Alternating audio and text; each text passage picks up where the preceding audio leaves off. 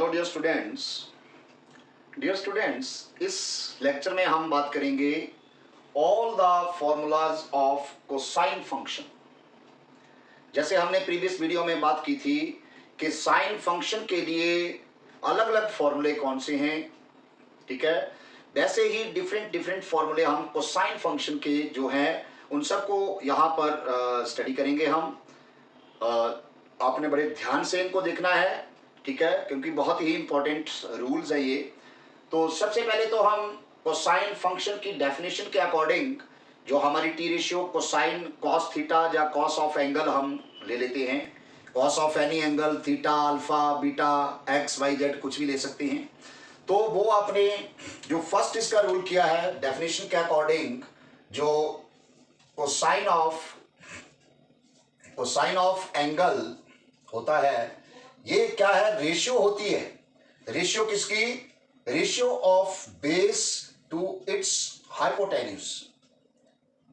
ये जो आपकी राइट एंगल ट्राइंगल होती है, तो इसमें हम मान लो इस एंगल के लिए आप थीटा एंगल के लिए इस कोसाइन को निकालना चाहते हैं, तो कोसाइन ऑफ थीटा लिखेंगे हम, जिसको हम कॉस ऑफ थीटा लिखते हैं, और कॉस ऑफ थीटा आप बेस अपॉन हाइपोटेन्यूज लिखते हैं।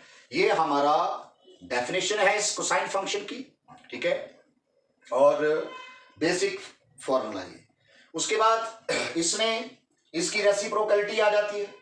जैसे हमने साइन फंक्शन में स्टडी किया था कि साइन की रेसिप्रोकलिटी कोसेक थीटा होता है, कोसेक ऑफ एंगल। तो ये हमारा जो कोसाइन का रेसिप्रोकल होता है वो क्या होता है, कॉस थीटा को अगर आप लिखना चाहें तो इसके रेसिप्रोकल में 1 अपॉन सेक थीटा लिख सकते हैं आप। सेकेंड ऑफ एंगल जो है that is the reciprocal of cosine theta, cosine of angle, ठीक है। तो ये इनमें cos theta equal to 1 upon second theta, ये रेसिप्रोकलिटी होती है, आपने किया हुआ है। हम इन सब फंक्शन के लिए जैसे जो कोसाइन के सारे फॉर्मूले होंगे हम उसको इकट्ठा लिख रहे हैं कि ताकि आपको इनको याद करने में कठिनाई ना हो, आपके दिमाग में आ जाएं, ये अच्छी तरह से समझ जाएं आप इनको। इसलिए हमने प्रयास किया है कि हर एक फंक्शन के लिए उनके फॉर्मूले जो भी हैं अलग अलग वीडियो जो है वो उसकी बनाई जाए, ताकि आपको इसको आसानी से आप इसको अंडरस्टैंड कर सकें। तो ये तो इसकी डेफिनेशन हो गई कोसाइन की, ठीक है। ये cos theta equals to b upon h, क्योंकि होता क्या है, ratio of base to hypotenuse, और इसका रेसिप्रोकल जो है वो sec थीटा होता है। cos थीटा को you can write 1 upon sec theta, ठीक है। और बाकी आपने इसमें जो हमारी आइडेंटिटी है cos square theta plus sin square theta equals to 1, तो इसमें आपने cos स्क्वायर थीटा को किया है, cos स्क्वायर थीटा किसके बराबर होता है, 1 माइनस साइन स्क्वायर थीटा। और ओनली cos थीटा अगर आपको फाइंड करना है तो taking square root on both side and you will get square root of 1 minus sine square theta. तो ये भी फॉर्मूले आपने याद रखने हैं, ये cos स्क्वायर थीटा के लिए है और ये सिर्फ cos थीटा के लिए। फॉर्मूला सेम ही है, cos square theta equals to 1 minus sine square theta है, तो उसकी स्क्वायर रूट वैल्यू जो है वो दैट इज cos थीटा होती है। स्क्वायर से स्क्वायर रूट कैंसिल हो जाता है हमारा ये, ठीक है। ये अपने आइडेंटिटी के अकॉर्डिंग फॉर्मूले किए हुए हैं, ठीक है। फिर आपने एलाइड एंगल्स के लिए भी cos के फॉर्मूले किए हैं आपने। एलाइड एंगल्स हमने स्टडी किया था साइन फंक्शन की वीडियो में, यू नो वेरी वेल के those angles whose sum with theta or difference from theta that is the multiple of 90 degree 90, तो these angles are allied angles। तो ये कौन से होती है हमारे पास, अब हमने किया था minus theta, 90 minus theta, 90 plus theta, 180 minus theta, 180 plus theta, ये सारे। तो हम इन अलाइड एंगल्स के लिए भी cos ऑफ माइनस थीटा निकालेंगे, cos ऑफ माइनस थीटा, तो ये हमारे पास किसके बराबर होता है, cos थीटा, क्योंकि ट्रिग्नोमेट्री में ये cos और इसका रेसिप्रोकल जो है sec theta, these are even functions and remaining are odd functions. Even और ऑड फंक्शंस आपको पता है कि जब भी हम किसी भी फंक्शन का, जैसे कोई भी फंक्शन आपके पास f of x equal to X square है, फिर हम x को रिप्लेस कर देते हैं माइनस एक्स से, तो ये माइनस एक्स का स्क्वायर बन जाता है और ये इक्वल्स टू एक्स स्क्वायर आता है। मतलब इसमें f of x equals to f of minus X, दोनों सेम है, कोई भी चेंजिंग नहीं है आपके पास। तो इसका मतलब क्या हुआ कि ये जो है वो इवन फंक्शन है, minus has no effect on it, that's why it is even function. और जब माइनस का इफेक्ट आ जाता है उसके ऊपर तो वो ऑड फंक्शन होता है, ठीक है। तो इसमें जो कॉस और इसका रेसिप्रोकल है सेक थीटा, वो cos of minus theta cos theta ही होता है, माइनस के इसके ऊपर कोई इफेक्ट नहीं होता है। जैसे साइन ऑफ माइनस थीटा में हमने किया था तो वो माइनस साइन थीटा होता है, माइनस पहले आ जाती है उसमें, मतलब वो फंक्शन जो है वो जब हम थीटा को रिप्लेस कर देते हैं माइनस थीटा से तो वो फंक्शन हमारा नेगेटिव बन जाता है, तो इसका मतलब वो ऑड फंक्शन है, ठीक है।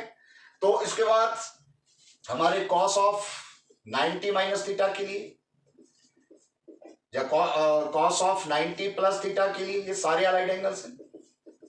Cos of 90 minus theta sine theta होता है क्योंकि 90 में वैल्यू चेंज हो जाती है, ये भी साइन थीटा ही होगा, लेकिन ये cos of 90 plus theta second quadrant है और सेकंड क्वाड्रेंट में जो है वो वैल्यू कॉस की नेगेटिव होती है, ठीक है। इस तरह से tan ऑफ tan नहीं, कॉस ऑफ 90 प्लस थीटा आ गया। फिर कॉस के लिए कर रहे हैं तो कॉस ऑफ 180 माइनस थीटा है या कॉस ऑफ 180 प्लस थीटा है।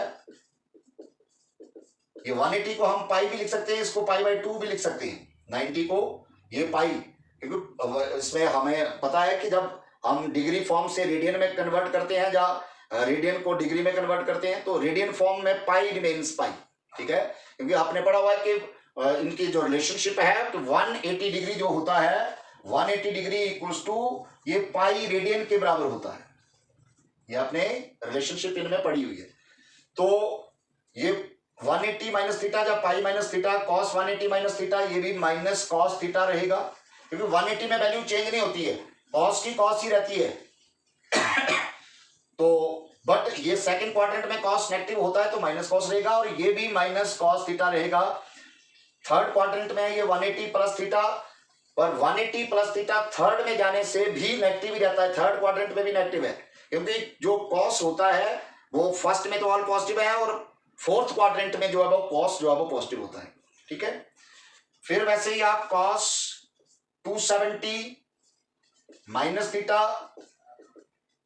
270 को आप 3 पाई बाई 2 भी लिख सकते हैं और कॉस 270 प्लस थीटा, 270 में भी वैल्यू चेंज हो जाती है तो कॉस की वैल्यू तो साइन होगी, लेकिन ये होगा क्या 270 माइनस थीटा थर्ड क्वाड्रेंट है तो थर्ड क्वाड्रेंट में वैल्यू नेगेटिव होती है कॉस की।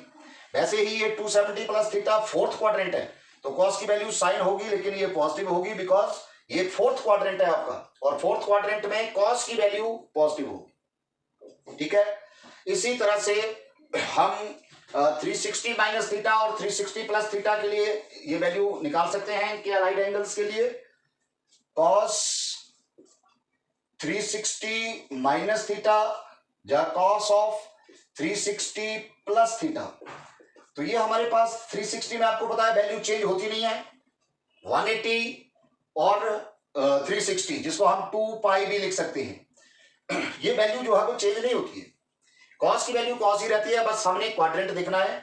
Cos 360 minus theta fourth quadrant है और ये फोर्थ क्वाड्रेंट में कॉस पॉजिटिव होता है तो कॉस ही रहेगा और 360 प्लस थीटा फिर फर्स्ट क्वाड्रेंट हो गया। क्वाड्रेंट का आपको नॉलेज है, ये जब टू म्यूचुअली परपेंडिकुलर लाइंस जो है इस एंगल ऑफ होल एंगल जो हमारा सर्कल का है उसको 4 इक्वल पार्ट्स में डिवाइड जब कर देते हैं ये तो each part is termed as quadrant. ये फर्स्ट क्वाड्रेंट होता है, ये सेकंड है, ये थर्ड क्वाड्रेंट है और ये फोर्थ क्वाड्रेंट होता है। तो ये 360 ये पाई बाई 2 जिसको 90 बोलते हैं, ये पाई 180, ये 3 पाई बाई 2 270 और ये 2 पाई 360। तो 2 पाई प्लस थीटा जाएगा तो ये फर्स्ट क्वाड्रेंट में और फर्स्ट क्वाड्रेंट में तो ऑल पॉजिटिव होते हैं। पाई और 2 पाई में वैल्यू चेंज नहीं होती है, पाई बाई 2 और 3 पाई बाई 2 में वैल्यू जो है वो चेंज हो जाती है, ठीक है। तो ये हमारे अलाइड एंगल्स के लिए फॉर्मूले आ गए। कोसाइन फंक्शन के लिए बहुत सिंपल है, इनको ध्यान रखना है आपने। क्वाड्रेंट सिस्टम जो है आपको वो भी स्टडी किया था हमने प्रीवियस वीडियो में। तो इसके बाद हमारे पास एडिशन एंड सब्ट्रैक्शन फॉर्मूले आते हैं कोसाइन फंक्शन के लिए।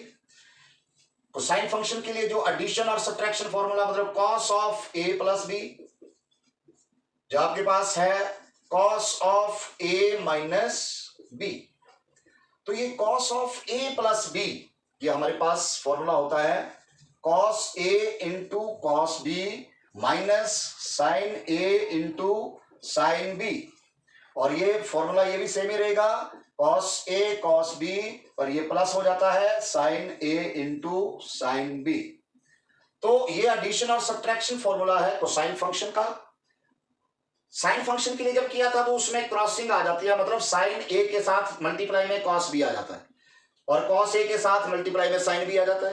पर इसमें ऐसा नहीं है, इसमें कॉस ए के साथ कॉस बी ही मल्टीप्लाई होगा, साइन ए के साथ साइन बी ही मल्टीप्लाई होगा। ठीक है, ये इसको याद रखने का तरीका है ये। ठीक है, और ये cos of A plus B है तो फॉर्मूला माइनस में होता है, ये बीच में माइनस होता है इसके, और माइनस वाला जो है cos of A minus B तो बीच में प्लस होता है इसके। तो ये चीजें आपने ध्यान में रखनी है, एडिशन और सब्ट्रैक्शन फॉर्मूले हैं। फिर इसी में डबल एंगल फॉर्मूला आ जाता है हमारा, ये एडिशन एंड सब्ट्रैक्शन फॉर्मूले,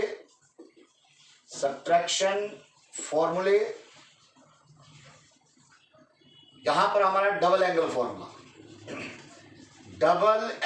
फॉर्मूला कोसाइन फंक्शन के लिए फॉर्मूलाज क्या है कि cos 2 थीटा डबल दिया हो गया 2 थीटा, cos 2 थीटा जो होता है ये cos square theta minus sine square theta होता है बेसिकली। और जब इस cos 2 थीटा को अगर आप ओनली cos फॉर्म में लिखना चाहते हैं तो हम साइन को चेंज कर देते हैं 1 माइनस cos स्क्वायर थीटा में, और फिर वो cos square theta plus cos square theta हो जाता है 2 cos स्क्वायर थीटा और माइनस में 1 बच जाता है। और इसी cos 2 थीटा को अगर आप साइन फॉर्म में लिखना चाहते हैं तो हम cos को चेंज कर देते हैं cos square theta 1 minus sine square theta, तो ये बन जाता है 1 माइनस 2 साइन स्क्वायर थीटा। और इसी cos 2 थीटा को अगर आप tan फॉर्म में लिखना चाहते हैं तो cos 2 theta in tan form ये 1 minus tan square theta upon में 1 प्लस tan स्क्वायर थीटा। ये डबल एंगल फॉर्मूले जो है वो साइन फंक्शन के लिए है, बहुत सिंपल है। और जब आप हाफ एंगल जो है वो इनके लिए स्टडी करते हैं, बहुत सिंपल फॉर्मूले है ये, बेसिक आपने ये याद रखना, ये 3 फॉर्मूले तो इसी से निकले हुए हैं, cos square theta minus sine square theta, इसको ये भी लिखा जा सकता है। और अगर सिर्फ इसको cos फॉर्म में लिखना चाहते हैं तो 2 cos स्क्वायर थीटा माइनस 1, क्योंकि साइन स्क्वायर को 1 माइनस cos स्क्वायर किया हमने, तो ये डबल एंगल फॉर्मूले हो गए। और डबल से ही हाफ होते हैं, हमने बात की थी पीछे प्रीवियस वीडियो में कि अगर आपके पास डबल एंगल फॉर्मूला आपको पता है तो आप हाफ जो है वो वहां से निकाल सकते हैं। तो कोसाइन फंक्शन के लिए हाफ एंगल फॉर्मूले क्या होते हैं, हाफ एंगल फॉर्मूलेज, तो ये हमारे पास क्या हो जाएगा, cos 2 थीटा को जब आपने डिवाइडिंग बाय 2 किया तो cos थीटा, और ये cos square theta by 2 minus sine square theta by 2। और cos थीटा को अगर आप ओनली cos फॉर्म में लिखना चाहते हैं तो वो 2 cos square theta by 2 minus 1 हो जाएगा। और इसको अगर cos थीटा को आप ओनली साइन फॉर्म में लिखना चाहते हैं हाफ एंगल में तो 1 minus 2 sign square theta by 2 हो जाएगा। और अगर इसी cos थीटा को आप हाफ एंगल में tan फॉर्म में लिखना चाहते हैं तो 1 minus tan square theta by 2 upon 1 plus tan square theta by 2। वही फॉर्मूले जो हमने डबल एंगल के लिए लिखे, वही सेम शेप इनकी, सेम स्ट्रक्चर हाफ एंगल में है, सिर्फ क्या है कि एंगल इसमें हाफ हो गया, ठीक है, थीटा बाय 2 हो गया। तो उसमें cos 2 theta equal to cos square theta minus sine square theta था। जब आपने दोनों तरफ एंगल का हाफ ले लिया तो ये 2 थीटा का थीटा बन गया और यहां पर थीटा बाय 2 हो गया, ठीक है। तो कहने का मतलब कि ये half angle formulas depends upon double angle फॉर्मूले, सेम है इनका स्ट्रक्चर, याद रखने का तरीका भी इनको आपने बड़े ध्यान से याद करना है। और अब हाफ एंगल में ये तो cos को निकाला हमने हाफ एंगल में, cos थीटा हाफ एंगल में क्या होता है डिफरेंट फॉर्म में। बट अगर आपको इस तरह से आ जाए कि ये cos x बाई 2 या थीटा बाई 2, ये हाफ एंगल में cos ऑफ x बाई 2 निकालना है आपको, तो ये भी हमारे पास फॉर्मूला होता है जैसे हमने sin x बाई 2 के लिए किया था। इसको याद रखना है आपने, 1 प्लस cos x अपॉन 2 होता है, under root 1 plus cos x upon 2। ठीक है, निकला कहां से फॉर्मूला ये? आपने अभी फॉर्मूला किया कि जो cos x आपको ओनली cos फॉर्म में लिखते हैं आप, तो 2 cos square x by 2 minus 1 किया आपने, जहां थीटा लिखा था मैंने तो थीटा बाई 2 माइनस 1। तो अब आपको अगर cos स्क्वायर x बाई 2 निकालना है तो इसको यही रहने दो, माइनस 1 को इस साइड कर दो, तो ये क्या हो जाएगा प्लस 1। तो आप लिख सकते हैं 1 plus cos x equals to 2 cos square x by 2। और अब आपको सिर्फ cos स्क्वायर x बाई 2 निकालना है, तो ये 2 इसके साथ मल्टीप्लाई में है, वो इसके नीचे आ जाएगा डिवाइड में। तो हमारे पास कहने का मतलब कि cos स्क्वायर x बाई 2 जो है, cos स्क्वायर x बाई 2 ये किसके बराबर हो जाएगा? 1 प्लस cos x अपॉन 2। और अब आपको not square but only cos x आपको फाइंड करना है, मतलब ये स्क्वायर आपको हटाना है यहां से, तो taking square root on both side, तो you will get cos x by 2 equals to under root 1 plus cos x upon 2।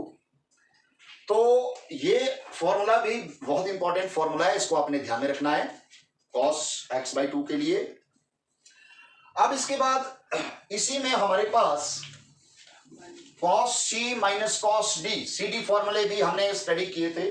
हमारे पास इस तरह की फॉर्म बन जाती है, जैसे sin c minus sin d के लिए हमने किया, sin c plus sin d के लिए किया, वैसे ही इसमें हम cos c minus cos d, cos c plus cos d, ये याद रखने का तरीका है। वैसे c और d की जगह आप x और y लिख लेते हैं, वो भी चलता है, cos x plus cos y लिख लो, कुछ भी लिख लो आप। ये सी डी फॉर्मूले मैंने बताए थे, सी डी की जगह आप एक्स वाई ले लो, तो cos x plus cos y क्या होता है? ये 2 cos x plus y upon 2 into cos x minus y upon 2। और अगर आपके पास आ जाता है cos x minus cos y form इस तरह की बन जाती है, तो ये हमारे पास क्या हो जाता है? Minus 2 sine x plus Y upon 2 into sine x minus Y upon 2। तो ये दो फॉर्मूले बहुत इंपॉर्टेंट फॉर्मूले हैं, मैक्सिमम हम यूज करते हैं ट्रिग्नोमेट्री में इन फॉर्मूलोज का, कि हमारे पास इस तरह की फॉर्म बन जाती है cos x plus cos y, जिसको हम सी डी फॉर्मूले बोलते थे, क्योंकि ये सी एंगल मान लेते थे इसको डी। तो एक याद रखने का तरीका कि 2 cos c plus D by 2 into C minus D by 2, जिसको सी डी फॉर्मूले, सी डी मतलब सी डी से याद रह जाएगा जो सी डी डिस्क होती है उसके अकॉर्डिंग। तो आप ये फॉर्मूले याद रखेंगे। जब हम ट्रिग्नोमेट्रिक इक्वेशंस को सॉल्व करते हैं, जैसे हमने साइन फंक्शन में किया कि ट्रिग्नोमेट्रिक फंक्शन को आपने सॉल्व करना होता है, इक्वेशंस को सॉल्व करना होता है, तो उस केस में वैसे ही अगर आपको इस तरह की फॉर्म बन जाती है, ट्रिग्नोमेट्रिक इक्वेशन बन जाती है कि cos थीटा इक्वल्स टू 0, ठीक है, ऐसी फॉर्म जनरल सॉल्यूशन में आ जाती है हमारी। ये हम जनरल सॉल्यूशन कर रहे हैं, प्रिंसिपल सॉल्यूशन में तो आपको सिर्फ क्या लिखना होता है कि cos थीटा 0 है, तो थीटा कितने डिग्री पर 0 है? थीटा जो है वो 90 डिग्री पर 0 होगा आपका, 0 डिग्री पर तो 1 होता है, तो 90 पर 0 होगा, तो मतलब theta equals to 90 degree. But जब जनरल सॉल्यूशन हम करते हैं, इस तरह की फॉर्म बन जाती है कि cos थीटा इक्वल्स टू 0, तो इस केस में थीटा इक्वल्स टू क्या हो जाता है हमारे पास? ये आपने याद रखना है कि 2n pi, sorry, theta equals to, ये हमारे पास होता है 2n plus 1 into pi by 2, where n belongs to any integer. 2n plus 1 into pi by 2, कहने का मतलब क्या है? अगर n आप 0 लेते हैं तो पहली वैल्यू पाई बाई 2 के ऊपर साइन 0, कॉस 0।